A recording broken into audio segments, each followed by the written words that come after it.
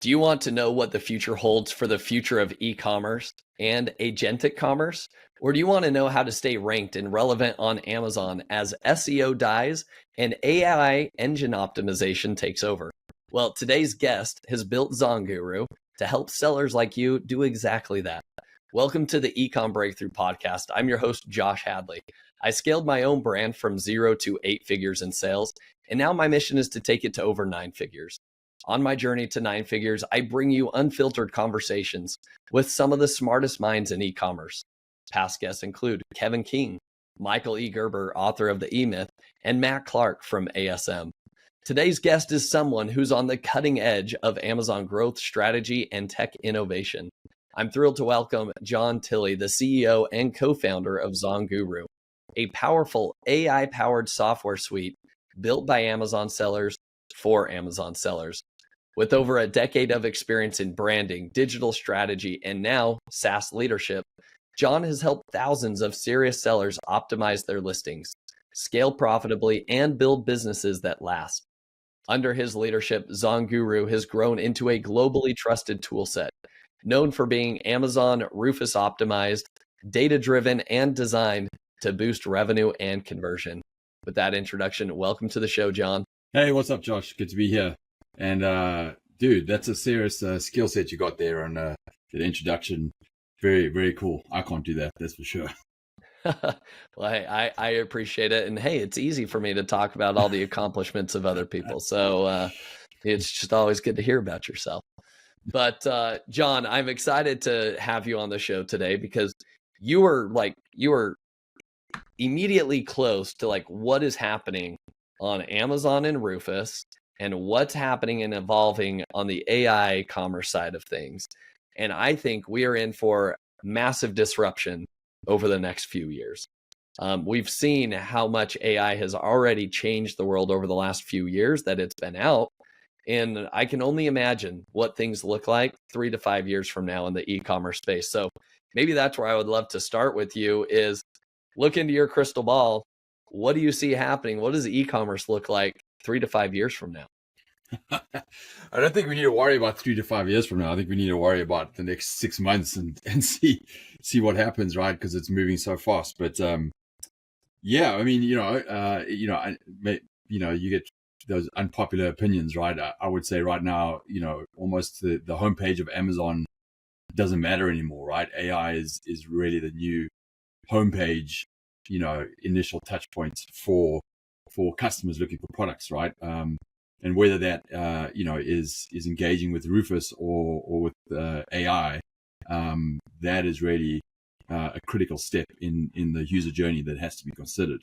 And getting the visibility and the position in that and structuring things in the right way for these new intelligent algorithms is a massive opportunity and something that's going to be disrupted ongoing for the next little while.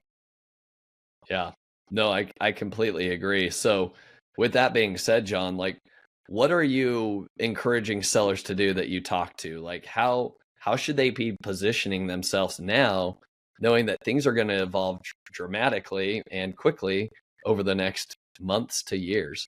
Yeah, it's an interesting question. And I think there's so much that can be tackled around that. I would say at the very heart of that, I think it's truly understanding how to technically structure your listings for these new intelligent algorithms. And there is a very specific schema that you should be applying to your listings, whether it's on Amazon or whether it's on Shopify or wherever else you are. That schema, the good thing about it is evolving around what that schema looks like and what influences those algorithms. But there is a lot of similarities in terms of the schema across the different platforms. So that I would say is number one. Number two, there is a strong optimistic part around it in that, you again have a better opportunity of being able to showcase your brand, your USP, your product differentiator. You can start to speak more to that part of it because the AI algorithms are intelligent enough to map you to the relevant keywords. So gone is this idea of having to have an ingredient-based listing that's keyword stuffed. And that era is for sure gone. And now it's more about how do I really position my communication of my brand and product differentiation in a way that connects better with customers, and leaning into that, which is awesome for us as brands, right? And so if you technically understand how you should structure your listings, and then you can lean into this idea of like, how do I really communicate my product differentiation and how to better connect with the emotional side of customers, you're going to be in a really strong place. And AI can help you to get there in a better way, because it's so good at deep research as well. So very cool stuff there. Yeah. You know, John, as you touch on that, I think one of the significant things that you touched on, which is you got to know your customer. And ideally, you need to have a brand message, right? Or are you just hawking products on Amazon? And I think that's what's going to evolve probably the most, is those commodity products that don't have a brand, that aren't really differentiated, that don't target a specific customer and serve them. I think those are the types of brands, or lack thereof, that are really going to be challenged over the next few years as things continue to evolve. Whereas the people that lean into a brand message and that know their customer and their ideal customer profile, their ICP, right? They will be the ones that are able to take advantage and be poised for success and growth as things continue to evolve. One of the things, though, that I would call out, John, is a lot of people think that, like, hey, from day one, I need to know exactly the mission and the vision for my brand.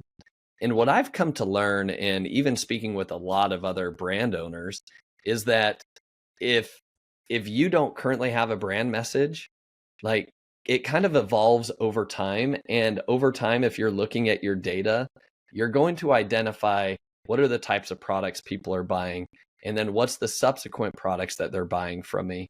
And as you lean into like understanding who's purchasing your products, you could then come out with a better like brand mission and story. And the reason I say that is because most brand messages, almost like they stumble into it over time, and they figure it out over time. It's not something set in day one. And I'll give you two examples. Number one, you have like Poppy Soda, right?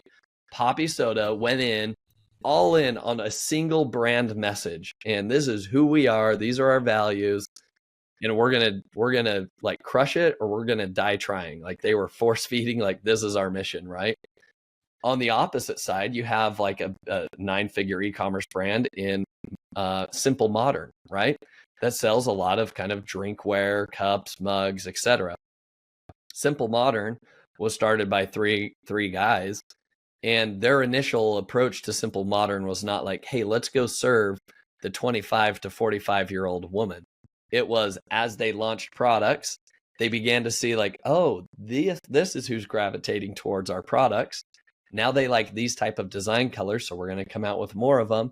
And oh, by the way, now they're looking for stuff for their kids. So their brand message evolved over time, and now they're really leaning into like who their ideal customer persona is, and speaking to that ideal target customer. And so that's all I would say to like the listeners is like, you may already have like a dedicated mission that you're after. And if that's great, similar to Poppy Soda, that's fantastic. Like, keep running with it. If you've kind of launched a lot of maybe like non-congruent products on Amazon, and you just have like a hodgepodge of stuff on there, well, now it's time to lean into like, what are people buying? Who seems to be like the consistent consumer, so that you can lean into that and actually create your listings that are tailored to that ideal customer persona. Because if you don't, it sounds like that's where you're going to get beat as AI evolves. Would you agree with that statement, John, or how would you approach that? Yes, so I would agree with that. I think, you know, if we just look at Amazon as a platform and the history of it for a second, you know, when Amazon's launched this platform and came about in the last, let's just say 20 years, right? It's given us as individuals basically a platform that's allowed us to compete against some of the biggest brands in the world, right? And how we competed, you know, was obviously optimizing and you know, getting as much visibility as these other products. But also we researched against like, where are the product opportunity insights, right? Like, what's the trend that's happening in the space? Can we launch something quicker than other brands, get some traction? Those are like product-based businesses, right, that did really well on Amazon. And what we've said over the years, like, hey, this is great. You've got a leg up and you have a product, but you haven't created a true e-commerce brand, right? And we've been saying that. I'm sure you've been saying that, and we've all been saying that for years. Like, this is your opportunity, not just to be a product that gets sold on Amazon, but to truly become an e-commerce brand. How do you do that? Well, again, it's leaning into the idea of, understanding your target audience, investing time into truly understanding them. What makes them tick? What's the emotional side of it? How do I truly understand what I'm trying to solve for, and then come up with a creative way to connect with them in a better way? What's happening now with AI is we're almost getting a bigger leg up on how do we use AI in an intelligent way to get those deeper insights that we might be missing, or that only bigger brands like Coca-Cola could do with like massive budgets and big research, teams. Right now, we have those tools on the surface where we can do deeper research and figure out interesting ways to create angles around our product that could give us a leg up in the marketplace and connect better with customers. So those things, when you go back to some of those brands you talked about, maybe they ran into that opportunity through luck, right? And they just nailed something right, and they kind of evolved in that. Or maybe they did have an intelligent way of repositioning their products, right? And or positioning their product that gave them an opportunity in the market, like Poppy Soda, right? But now with the ability to access AI, you can get that deep research, you can connect on that better way, and you can get visibility on Amazon, but you can start to create like a true brand and a positioning in the marketplace that factors in a lot of deep research that you couldn't have done before. John, I love that. So talk to me more about like, what are those tools that you kind of reference? Like, hey, now with AI, you do have tools and data at your fingertips that at 5 years ago, only big brands like Coca-Cola could have access to get really, really dialed in on who that target customer is. What are the tools you're recommending like sellers use, and like what data are they dumping into those tools, and how are they building and getting to know their customer through these AI algorithms? Yeah, I want to answer that piece, but I want to preface that first with saying, the beauty of AI is like the strategic input that you give into it, the better that is, the better output you're going to get. It's purely a tool at the end of the day, right? So you've got to be really careful about how do you figure out the strategic input that you want to put into AI or the system or the tool that you use to get the right output, right? And so one of the most important factors there is not the tool that you use, but how do you structure the strategy around what you're going to put into this AI platform or tool that you've got. And, we've had some really good results of late because we are thinking about the strategy of what we're trying to get at the end of the day from AI, and really thinking about how to input that in the right way to get the best results. So for example, we think about an Amazon communication or an Amazon listing about figuring out what we almost call the sweet spot, right? Which is the sweet spot between truly understanding customer sentiments, what do customers care about, truly understanding a brand's USP and how they are differentiated and their tone and who are they as a brand. And then the third one, what are all competitors talking about, right? What are the commonalities that they are talking about on there? And if we can truly understand those three areas and pull that information from AI and do deep research on that, bring those together, and then do deep research on what that sweet spot is, we then start to surface something that's unique that we can then apply to a listing and really stand out and communicate and connect with customers and everything, right? But if we don't do that hard thinking up front, which can be assisted by AI, if we don't do that, then we're not going to get the output that we need from AI, right? So I want to preface that and say, like, this is not, we've seen these themes over the years. This is not like, hey, this is a shortcut and there's a quick fix and we can just use AI and get the results. Like, the true experienced thinking that comes from the human aspect of us being subject matter experts is more critical than ever, right? To answer your second piece, the types of tools that we're using is, there's going to be off the shelf products, and certainly it's worth looking at. We've chosen to build them ourselves, right? So we have agentic platforms that we've built with multi agents in platforms like n8n, to pull in all of the data that we need, whether it's AI agents that go and do some research for us, on the web or wherever it is, or on Amazon listings, or whether it's first party data that we pull, or agents that build on top of agents. Like, we built a multi-agent agentic model that has all of these multiple agents that work together to collectively solve on a problem. And we've chosen to go that route because at the end of the day, we're a technology company, and if you're not on the cutting edge of that, we're screwed, right? So that's what we do, is we built all of these ourselves, and it's changed for sure the dynamic of our engineering team and how we work, and every engineer is now for sure an AI expert, and has to be using AI in the right way, because the pace that we move at is phenomenal compared to where it was, right?